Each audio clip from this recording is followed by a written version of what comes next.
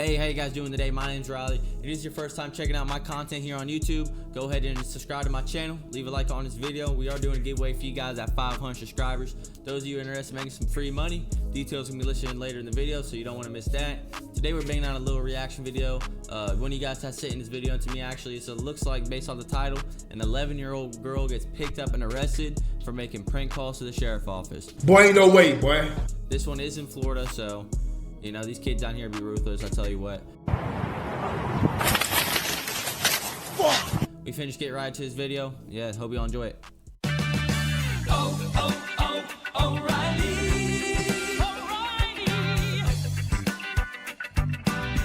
Alright everybody, y'all know the drill. Before I go ahead and click play on this video, y'all grab something to snack on, something to drink, and let's enjoy this video together. Stay calm. You can talk to your parents. We can open the window and let you talk to them. Nothing's going to happen to you. Do you understand that? Okay. So they didn't even tell me what the call was about yet, but this girl, they already showed up and got this girl in handcuffs. 11-year-old girl. I'm telling you this right now, you're going to take this as a lesson at 11 years old, that if you do something stupid in the future, you're going to enjoy those cuffs. I'm not going to do this again.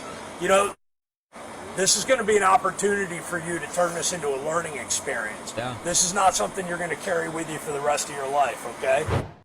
Joining me to discuss this disturbing story is Sheriff Michael Chitwood of Volusia County, Florida. His department was involved in responding to this. Sheriff Chitwood, thank you so much for coming on. We appreciate it. Thank you for having me on. Tell us what your first thought was when you got this 911 text call saying this is an 11-year-old girl who's been kidnapped by an armed person. I can imagine. Whoa, that just turned serious. I thought she was playing a joke. She's saying that she got kidnapped by an armed person. If you're, a call taker dispatcher, you get a little amped up, but you're doing your job, and then the cops respond in force, in mass, to try to figure out what's going on. That's an 11-year-old girl getting kidnapped. Exactly. It's you have to throw all the resources into it. We put our child abduction response team on notice that this was, this call was there. Be prepared if it's live, and then you start to go out there. She's giving us little tidbits as she's texting us. She gives us a mile marker on I-95. She tells us it's a white van and the person's been tied up. What in the world? The suspect is a white male with brown. 11-year-old girl. She's saying all this to the cops. Something about the mile marker they're on the road. Wow, this is intense. Brown hair and blue eyes, and is armed with a firearm. And she's following that car. And for the next half hour, she's texting in little tidbits. Eventually, she calls 911 and says, "Oh, sorry, I didn't mean to call you." And with that, we're able to triangulate where the call's coming from. Wow. And we're able to send deputies to her house, where we discover the person doing this is 11 years old. When you all figured out. So this girl calls in or texts into the sheriff's office saying that she's following this suspect that just kidnapped an 11-year-old girl at gunpoint, right? And it was all just a hoax. Yeah, this girl might actually went to juvie for this, man. I ain't gonna lie. This is pretty intense. That this was a fake call, a prank, a swatting call, a spoof, whatever you want to call it. Your reaction, your thoughts, your feelings. I think if you watch that video and you listen to my lieutenant is talking, you could see the frustration in his voice, but also as a father, he's trying to use this as a teaching moment for her. That was the father in the gray shirt on the right to her left. But when you look at the resources that were out there, the helicopter was up for probably 40 minutes. That's not cheap to fly that thing. That's you crazy. had 3 other police agencies responding along with my office. So wow, so they had 4 in total police, different cities coming together for this, and they had the chopper up for almost an hour for 30 nothing. minutes. The county's really on lockdown here with resources, because that is the priority. Try to find this vehicle. We're getting these tips. Somebody claims they're following the car, and then you discover, and you're like, here we go again. And these kids just don't get it. We get lots of school threats, and we've told parents repeatedly, I don't care if your kid's in middle school or high school, if they put out one of these threats and we have to go out and spend all this time and resources and money to investigate it, to discover it's a hoax, we are arresting and charging your child. You need to stay on top of what they're doing with this social media. It's dangerous. I think that it's a good thing that you're Yeah, no, it's bad on here on social media for sure. Even though, on social media, just kids with cell phones, they're not thinking. Like, they're not thinking as much as someone out there that's grown is thinking. They're not thinking about the consequences behind their actions. So when they get on the phone, they're doing stuff like this. They're not thinking, oh, I'm finna come get arrested there, because they're just, that hasn't gone to their head. But now she ain't ever gonna do that again. I promise you that. Lieutenant was trying to have a teaching moment here because, I mean, kids are, they're kids and they don't think things through, and they do things that are silly. But the thing that bothers me about this as well, and I have a young son, so I'm always keeping an eye on what he's doing on his iPad, is the YouTube aspect of this. This girl apparently thought, oh, I thought it would be funny or whatever. There's so much stuff out there that our kids. So she's trying to put this on YouTube videos. I ain't never seen a YouTube video of prank calling 911 saying there's a fake kidnapper. I ain't never seen no YouTube video like that. Kids are exposed to that is negative and influences them, and they have no impulse control whatsoever anyway, really, and it influences them, and it's not a good thing. So let's talk about the YouTube aspect of this. Let's talk about it. Just think about over the past several years, or since COVID hit, the number of these challenges where someone was hurt or killed. One thing comes to mind was the knockout challenge. Just walk down the street, hit somebody as hard as you can. You could kill somebody. I never seen that challenge before, honestly. Knockout challenge? Come on, this dude just pulling shit out of his ass like a bunny. Like a magician. Gargling with bleach. If you have COVID, I mean, some of the things they put out there, and these kids, like you said, impulsively they jump on it. This guy's on some type of different social media, man.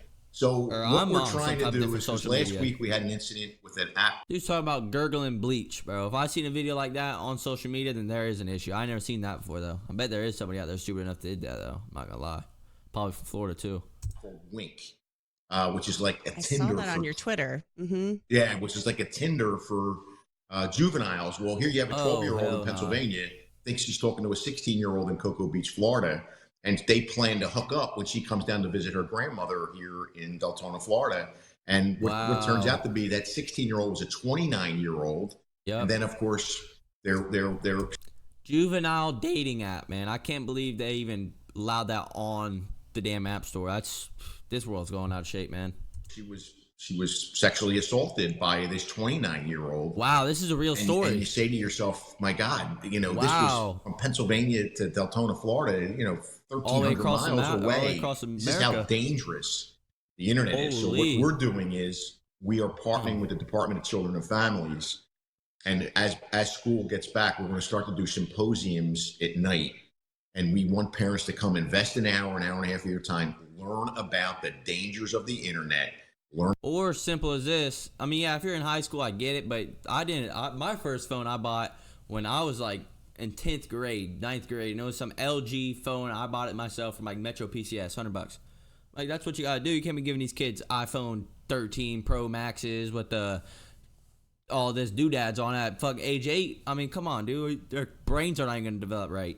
Learn about how to protect your child and learn what the consequences are going to be if they do these spoofing or SWAT calls, especially with school starting again. You could rest assured. These iPad kids too. It's like these kids are going to grow up when they get older, they're not going to know basic communication skills or basic skills and all. They're not just stuck to that iPad their whole life. I mean, come on. I hate seeing that in public too. We will get dozens upon dozens of active shooter calls coming in that are going to be bogus. And that's a disturbing thing, too, because you can't not take them seriously. The minute you don't take one seriously, it's probably legit. And it is a waste of resources. It's like a story, the boy who cried wolf, but this time there is no ending to it. Every time they cry wolf, they got to show up. They got to invest their time, their money. These fake school shootings, hoaxes, I can't believe people are actually doing that. That's terrible, especially down here in Florida. After our previous record we have down here, it's like, come on, what are y'all thinking? It's a drain resources, and it's just wrong. And you said that you've seen an increase in these things since Parkland when we were talking before we came on. Yeah, when Parkland hit, I cannot tell you the number. It was hundreds and hundreds that came in that these kids thought this was funny to call in an active shooter. There's somebody in the parking lot dressed in all black. They got a big gun in the backpack, and they're walking into the cafeteria.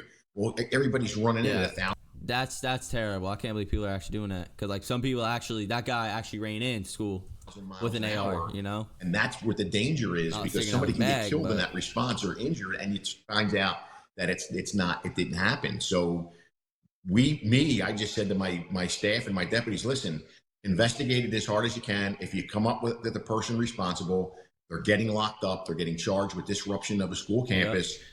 Let them figure it out. We got to send a message that they just can't do this. They actually should be spending time as part of their probation with the families down in Parkland who lost a child, and see how funny they think it is what should be happening. And then COVID hits, and it just reignited it again once these kids came back to school, that they thought, this is funny. It's pretty cool that the school's in lockdown. It's pretty cool that all these, the armored vehicles are there and the helicopters up and the media is there. This is really a lot of fun. It's not. It's deadly. And from a readiness point of view, how many times can you go to a call at 100 miles an hour before you say to yourself, I'm going to back off? And the one time you back off is when it's life. And that's what the danger is of that, is how it affects your readiness and your preparedness. Yeah, it's kind of like the boy who cried wolf type of thing, you know, and you can't afford to play that game, and neither can the literally just took the words out of my mouth, man. That's crazy. The public. So what is going to happen to this 11-year-old girl? We know that you guys took her into custody and put her in juvenile detention. So what happens next? Yeah, what'll happen is, I always say the juvenile justice system is like a sausage maker. What goes in the beginning isn't what comes out on the other end. Once the what, you telling me she's gonna go in there, she's gonna come out ripped, smoking darts, or what? The psychologist gets involved, once the attorneys get involved, once the judge gets involved, they'll do a pretty good job of figuring what kind of sanctions will come out of this at the end of the day. At the end of the day, my theory is always it's tough love. You hit it hard up front, and then you let the system do what it needs to do. She's not going to jail for this. We are, though, working up the cost of what this response was. And once I get that, we'll present that to the state attorney and ask that part of any sentencing is the parents reimburse us for all the amount of time and effort that went into it. All of the amount of time, with keyword all.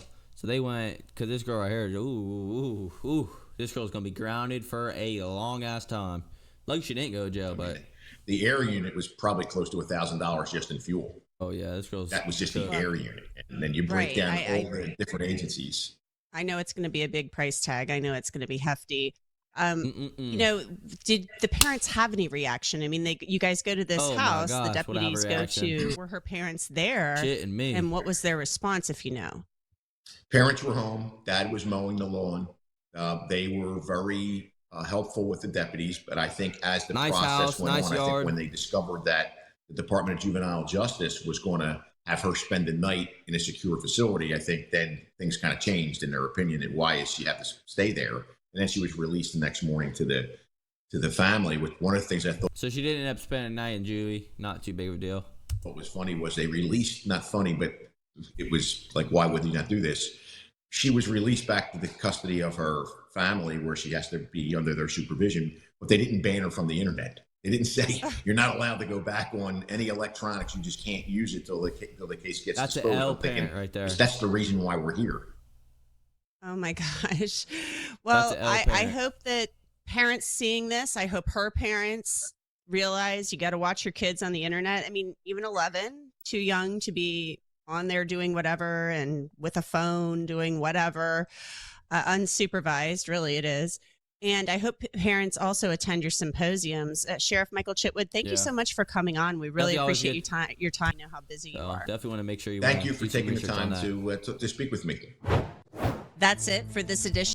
Alrighty, y'all. That's just, if you have a kid of your own, just make sure you keep an eye on them when they're on the internet, using the iPad, phone, computer, anything, because it is dangerous out there. There's multiple stories out there. If y'all don't believe me, you can research it, and it gets very dangerous on the internet, and it can lead to anything. So, like, if you have a kid out there, just keep an eye on them. That's all I ask.